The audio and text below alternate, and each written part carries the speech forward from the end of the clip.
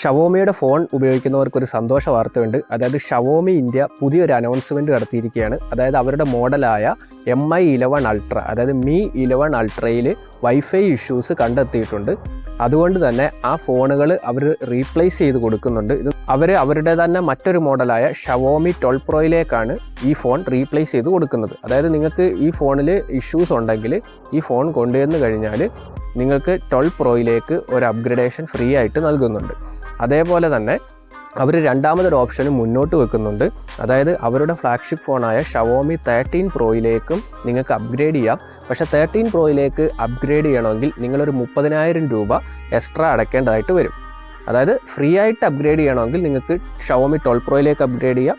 അതല്ല അവരുടെ കുറച്ചുകൂടെ ടോപ്പിലായിട്ട് നിൽക്കുന്ന ഒരു ഫ്ലാഗ്ഷിപ്പ് ഫോണിലേക്ക് 13 പ്രോയിലേക്ക് മാറണമെങ്കിൽ നിങ്ങൾ 30,000 രൂപ അടയ്ക്കണമെന്ന് സാരം.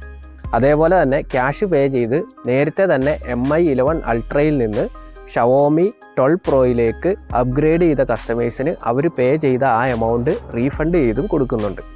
അതുപോലെ തന്നെ ഷവോമിയുടെ മറ്റ് മോഡലുകളായ റെഡ്മി നോട്ട് 10 പ്രോ, അതേപോലെ റെഡ്മി നോട്ട് 10 പ്രോ മാക്സ്, അതേപോലെ പോക്കോ X3 പ്രോ, ഈ പറഞ്ഞ 3 മോഡലുകൾക്ക് അവർ എക്സ്റ്റെൻഡഡ് വാറൻറ്റി നൽകുന്നുണ്ട്. അതായത് 1 ഇയർ എക്സ്റ്റെൻഡഡ് വാറൻറ്റി നൽകുന്നുണ്ട്. അപ്പോൾ നമ്മുടെ ഇന്നത്തെ വീഡിയോ ഇവിടെ വെച്ച് എൻഡ് ചെയ്യുകയാണ്. അപ്പോൾ പുതിയൊരു വീഡിയോ ആയിട്ട് പിന്നീട് കാണാം.